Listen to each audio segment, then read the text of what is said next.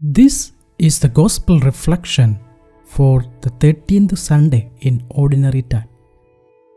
The Gospel for this Sunday is from the Gospel of Mark, chapter 5, verses 21 to 43. There was a sick woman from Punjab, India, whose legs have been paralyzed for 12 years.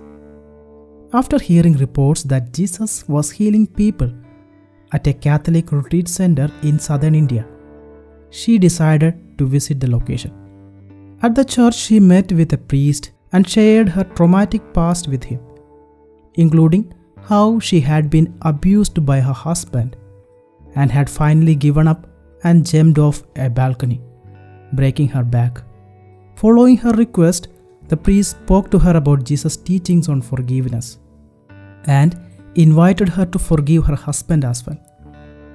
She immediately challenged him, saying, "Will your Jesus heal me if I forgive my husband?" she asked.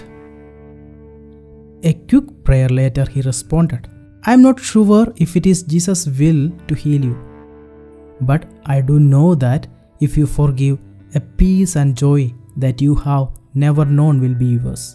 The following day, a retreat speaker encouraged everyone to rise to their feet and express gratitude to forgive for his goodness. The woman later explained what had happened to the priest, saying, "I thought to myself, I have so much to thank God for. I am still alive, and I am taken care of by my 2 sons. I owe it to God to give thanks."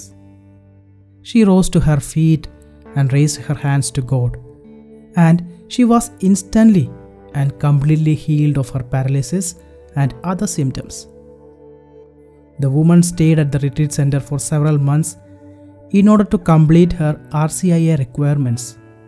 She and her sons were baptized, and they returned home with the mission to tell everyone about Jesus. Today, our thoughts are focused on the Gospel passage in which Jesus heals the daughter of Jairus and the woman with the flow of blood, both of whom serve as models of faith in Christ's omnipotence.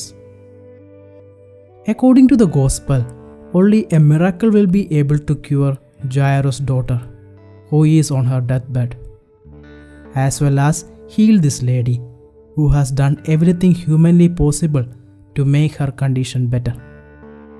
This woman was suffering for a medical condition that implied legal impurity. In Leviticus chapter 15, verse 25, we read, "If a woman has a discharge of blood for many days, not at the time of her impurity, or if she has a discharge beyond the time of her impurity, all the days of the discharge she shall continue in uncleanness, as in the days of her impurity she shall be unclean." Medical attention had failed to cure her. On the contrary, as the Gospel puts it so realistically, she was in worse shape than she had been in before the treatment.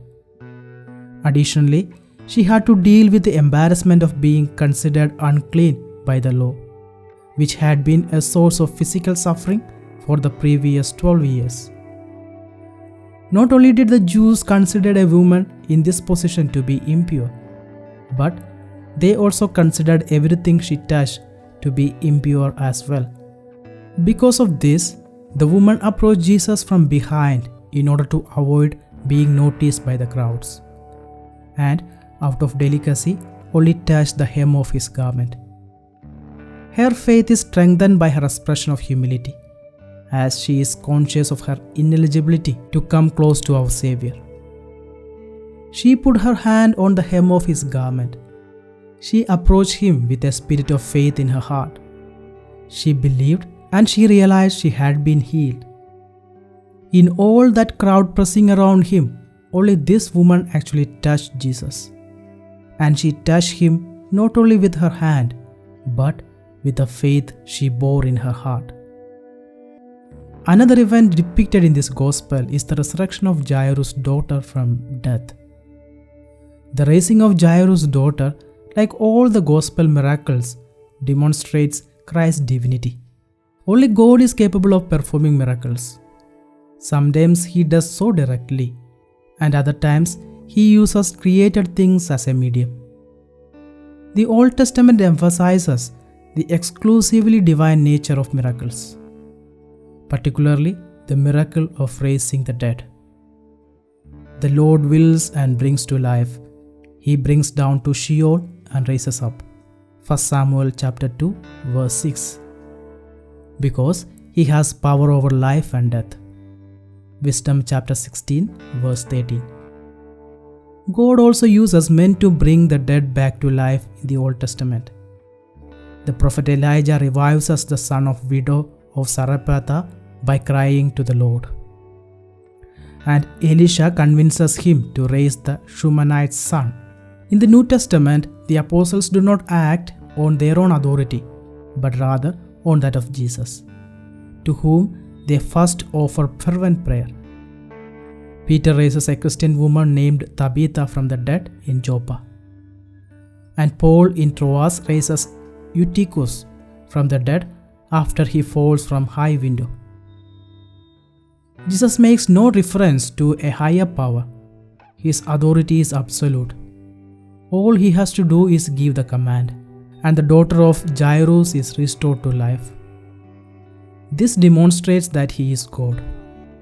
Observing these passages, we can conclude that the Christian should always expect God to aid him in his efforts to attain sanctification. The majority of the time, God's assistance comes to us in an unspectacular manner. But we should never doubt that if it is necessary for our salvation, God will perform another miracle. However, we must keep in mind that what the Lord expects of us is that we carry out His will on a daily basis, no matter what. If we really want to be saved, then we should reach out in faith and touch the garment of Christ as well. We must establish contact with Jesus. We have been provided with no other means of salvation available to us on earth. When we receive Jesus Christ in the Holy Eucharist, we have this physical contact with Him because of the sacramental species that are present. If these encounters with our Lord are to result in our salvation, it is also necessary for us to rekindle our faith. May God bless you all.